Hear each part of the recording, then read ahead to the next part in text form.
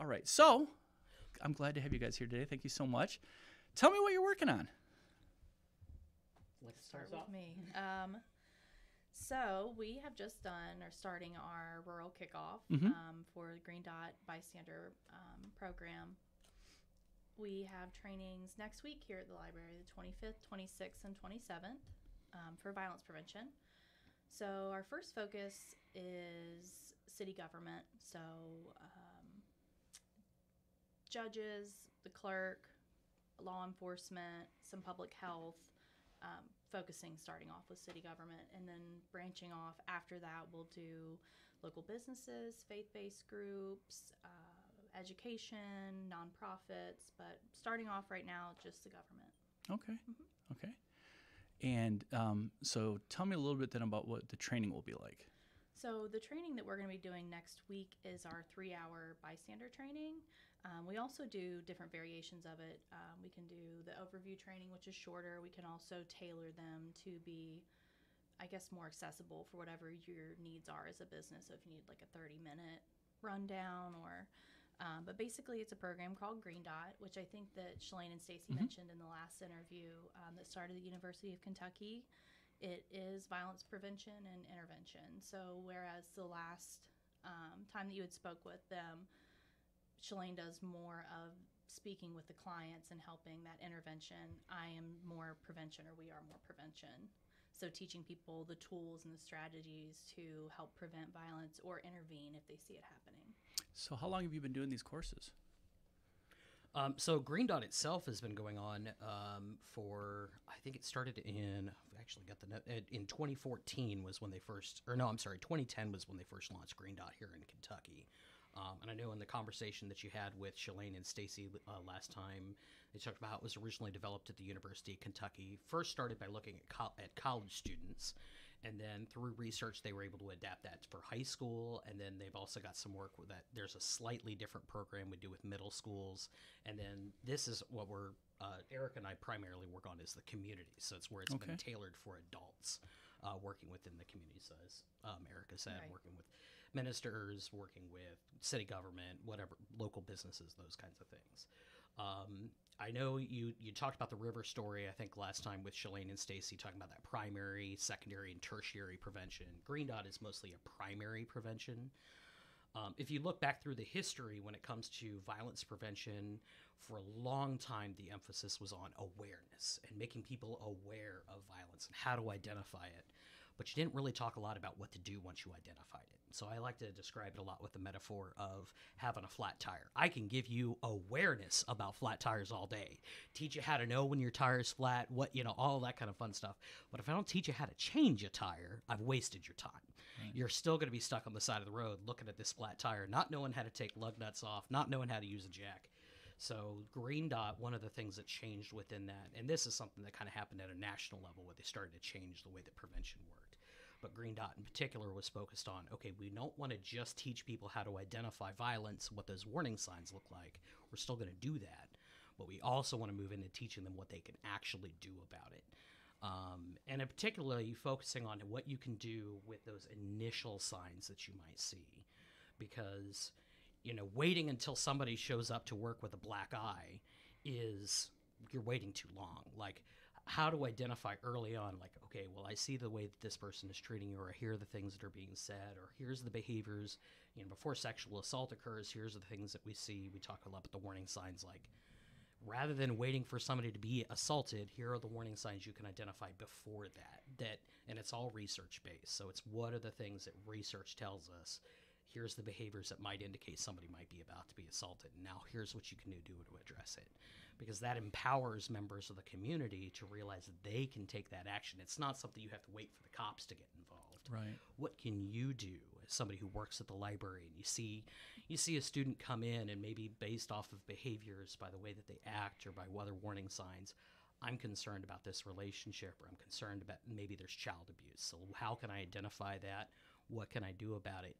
Early on, you as a member of the community, and that's really what it comes down to, is it's all about empowerment. How can we empower members of the community to know what they can do and to do something before it has to get to a point where you have to call a police officer or something like that? So in doing these trainings, and you've been doing them for a little bit of time. What have you all learned from it? I mean, this is the experience of seeing people go through it, and just kind of what are your thoughts? So next week coming up will be my first trainings that I'm facilitating. You should just gone on and been like, in all my years of doing this. Right, I've been doing this for 50 years. So I'll let you handle that one. I will also freely admit, so I mentioned kind of the history of Kentucky Yeah. as a whole. Ion Center's been doing it for I think 4 or 5 years. I started about 3 years ago. Okay. The thing that has been, and I came to this job from not having worked in social work previously. I worked in corporate world before I came here. And I think the biggest thing that I've realized is just how simple it can be. I think, if you had asked me 10, 15 years ago when I was working for AT&T about what I could do about domestic violence, man, I don't know. I'm an IT guy. I don't know anything about that. That's somebody who's got like a master's degree in social work. Like, no, man, I do trainings with high school students now, and I've seen high school students have more of an impact than fully trained, like credentialed adults. That it's really as simple as just paying attention to what's going on around you and caring about the people that are around you. What can you do in these small, simple ways? Green Dot is mostly focused on, so the term green dot comes from this metaphor that they used when they did the original research. They say, imagine like a map of your school or a map of your community. We're going to put red dots on there, and those red dots are going to be metaphorical representations of the choices that somebody makes to commit harm. So that is going back to your conversation with Stacy and Shalane, that power-based personal violence. And there's lots of things that fall under that umbrella, but we kind of tailor the individual trainings to the forms of violence that somebody might see. So that's in community. We often talk about child abuse, stalking, sexual assault, intimate partner violence. And so those red dots are going to represent the times that somebody makes those choices. And then you start putting green dots on that map to represent the choices that other people make to try to put a stop to that violence. And there's 2 types that they talk about. There's reactive, which is where I'm seeing violence happening, I'm going to react to a specific instance that I've noticed. And then they talk also about proactive, which those are the things that you can do. I don't even see violence happening, but I can do these things to prevent it. So that's where you talk about raising awareness, talking about changing your social norms, building the idea within the community that like violence is not okay. Everybody's expected to do their part about it. You build this expectation that the whole community is going to be involved. That's the other thing I think. Well, I'll get into that later. But It's all right. Yeah. It's easy for me to get off topic. And so within those reactive, then we talk about tools of direct, delegate, and distract. So as I see violence happening, and I can either be direct, I can do something myself, I can say something to a person who's choosing to commit violence, I can check in with the person who's being harmed, let them know that I'm there for them. Maybe I don't feel like I can be direct, so next I can maybe delegate who's somebody I can reach out to. Now, for a lot of people, they think of that as like, well, I'm going to call the cops. Right. That's not always necessarily the best answer. Sometimes it's just as simple as, well, who's somebody else in the community they might listen to? So I often tell the story in trainings. I've got a neighbor named Kevin, and he's an older gentleman. He's got COPD, so he has to carry this oxygen tank around. During the summer, and he started last week, he parks on his front porch, and he sits there every day. He's retired, can't really get around a lot, but he is somebody who loves people. So he is on his front porch, talks to everybody that walks by. I joke that if I know I'm walking by his house, I need to schedule an extra 15 minutes in my day. Yeah. Last year, there was a couple on our street that I was concerned about. I started seeing things or hearing things through the windows that kind of gave me pause, but I didn't know them yet. I didn't really feel like I could necessarily broach that topic. Kevin could.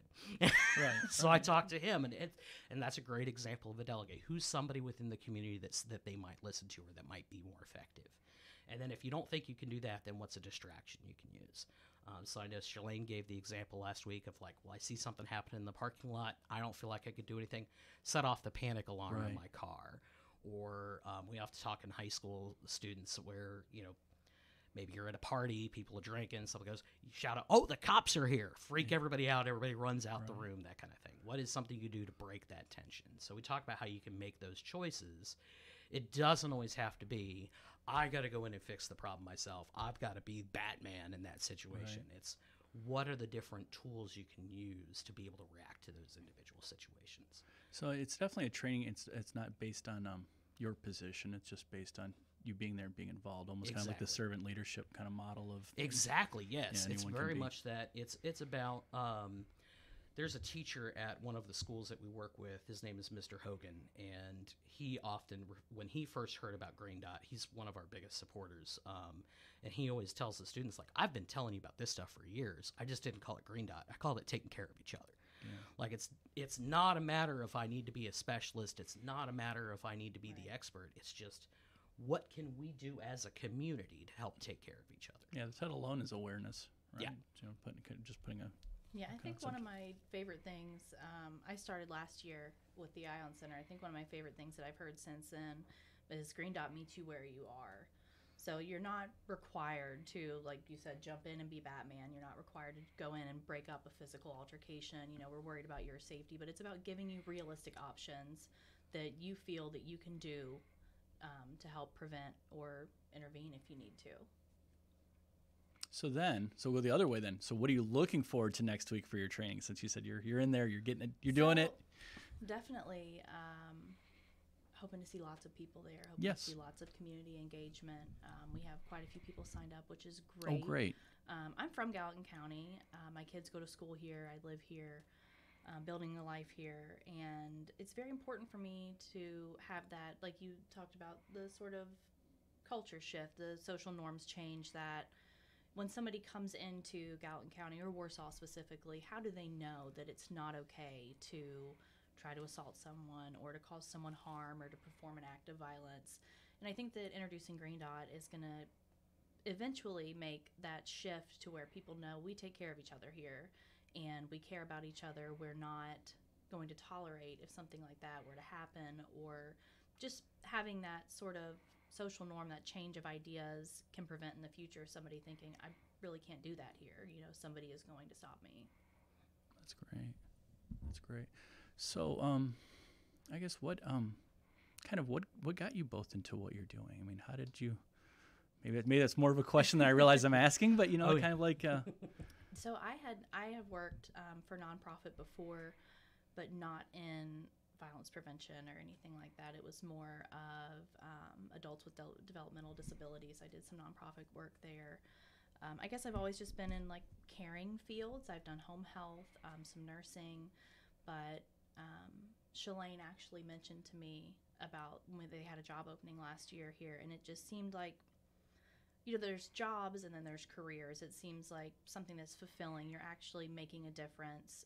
And when I found out that the opportunity was to help make a difference in the community specifically that I am from and involved in, it was like a no-brainer. You know, obviously I want to make this a better place for my children to grow up, for my family to live and play, and a place that we can flourish and be safe. That's great. For myself, like I said, I didn't come from a social work background. I'd previously worked in corporate world. In fact, the job I had right before I came here was working for a marketing firm. Okay. I was a content manager for a smaller company, and the day I knew I needed to leave was I got stuck in an hour-and-a-half long meeting with a client who owned this like truck bed, like custom painted truck bed website or business, and it was an hour and a half of going back and forth with this client, and I'm like, I just spent an hour and a half being worked up and frustrated about something I do not care about. Right. So when the opportunity came to start with the Ion Center, and particularly there it was working with the Covington community, which is where I currently live, there was a little bit of a pay cut, but man, I get to actually feel like I'm doing something worthwhile. I get to feel like I'm taking pride in my work, and I also don't feel, if I get stuck in an hour and a half long meeting, I don't walk out feeling like it was a waste of my time.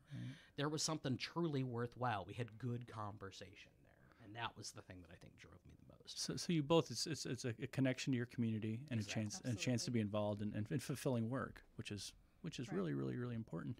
I guess just a little more, I guess, just kind of basic questions about the training and kind of the thoughts on that. So it sounds like, it sounds like you're getting a lot of tools for your toolbox for this, a lot of different ideas.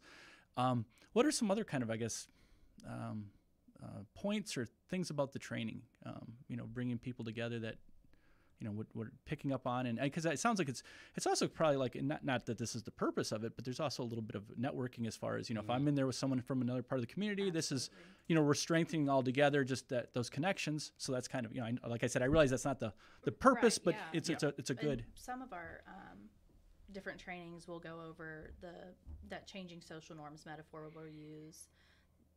For instance, like Facebook, social media, one person starts using it, they tell their friends, and their friends tell their friends, and their friends tell their friends, and eventually it becomes so commonplace that you don't think twice. You just say, "Oh, I saw it on Facebook." You don't have to explain what that is.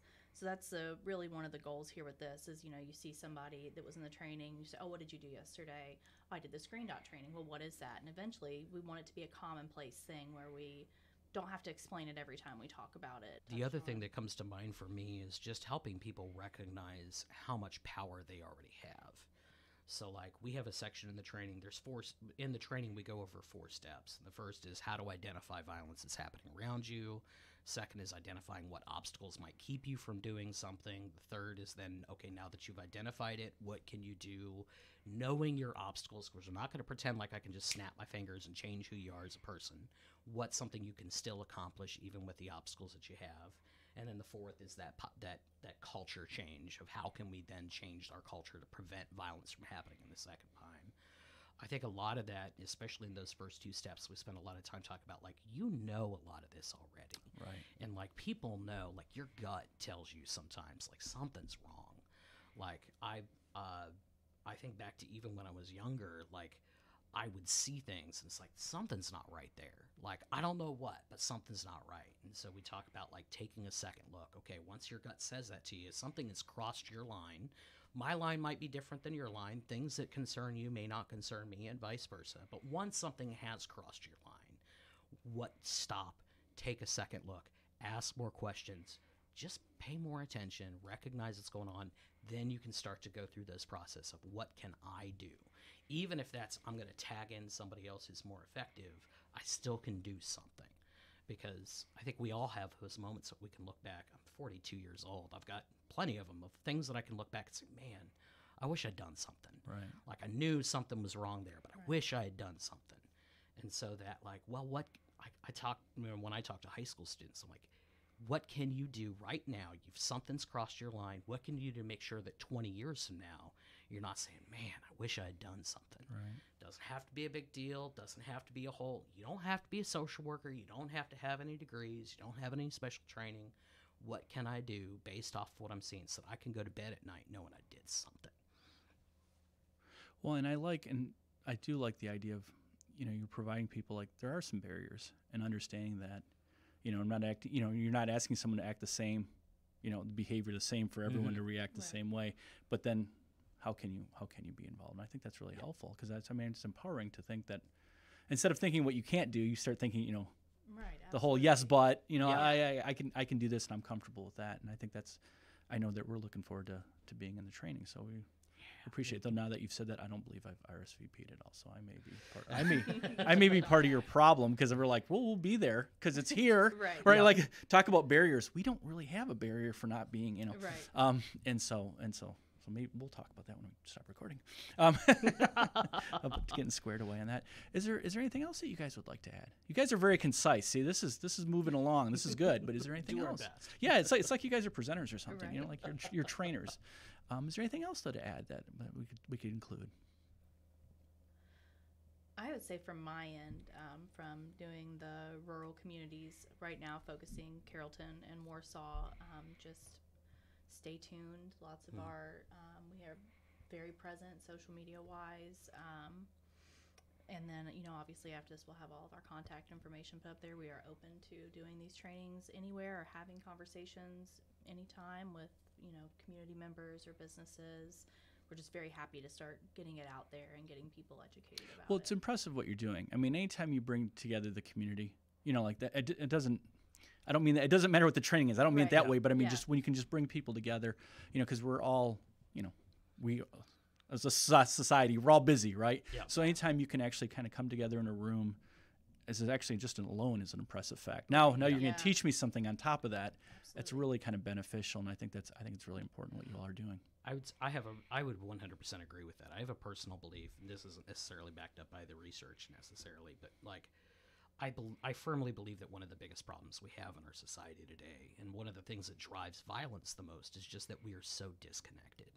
And so by building those interpersonal connections and helping people to recognize, like, look, these are my neighbors. I need to care about them. Like, it's real easy. And this is, whether it's rural or urban, whatever area you've in, I run into the same problem in Covington that I'm sure we see here. But it's easy for people to say, well, that's not my problem. You know, my grandfather used to say, like, I mow my backyard, you mow yours. I'm not going to mow your backyard for Right, you. Like, right. it's that I'm going to mind my own business. And there can be some strength to that, like your own personal responsibility, but you also have a responsibility to your neighbor. You have a responsibility to your community. And the more that we build those connections, even just by doing that, you start to see a reduction in violence. Absolutely. I would say, as far as next steps go, the other thing I would make sure, like you mentioned, our social media, we're on Facebook as green.gcky. And I know in your conversation with Stacy and Shalane, you brought up TikTok. We do have a TikTok account. It's green.gcky 2.0. Okay. We had to change. So TikTok flagged us as a teenager and thought we were a teenager talk because, of course, it's a social, like, we talk about sexual assault prevention, so we're talking about topics that they didn't think was appropriate. Right. And so they shut us down. So Oh, we had to wow. recreate the account. Yeah. I could go on a long tear about why there's a problem with moderating social media using algorithms instead of actual people, but that's Right. a whole other story. No, that's a very good point. I lack any savviness with our TikTok. We have our student workers do it for us. No, I don't. Understandable, but yeah. So the TikTok obviously is a little bit more targeted to our middle school and Yeah. high school students, but the Facebook is where we'll announce upcoming trainings that we have. So, like, I know we've got the trainings here next week. I also work with we've got a Green Dot program in Maysville. Okay. They're having they've actually got a really exciting training coming up that they did in partnership with another agency that's going to be focused on child abuse. Okay. So it's specifically going to be a training going over helping people identify those warning signs and then realistic options of what they can do about it. So that's when you were talking about the personalization. That's part of Yeah. where that comes in. Different communities might have different things that they're concerned about. So we advertise those kinds of things on those accounts too, letting folks know, hey, here's a training coming up, and if it's an open training, here's how you can register.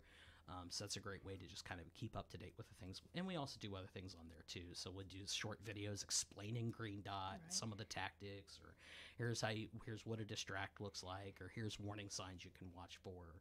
I know we're in Sexual Assault Prevention Month right now, so we've got some content going on around that.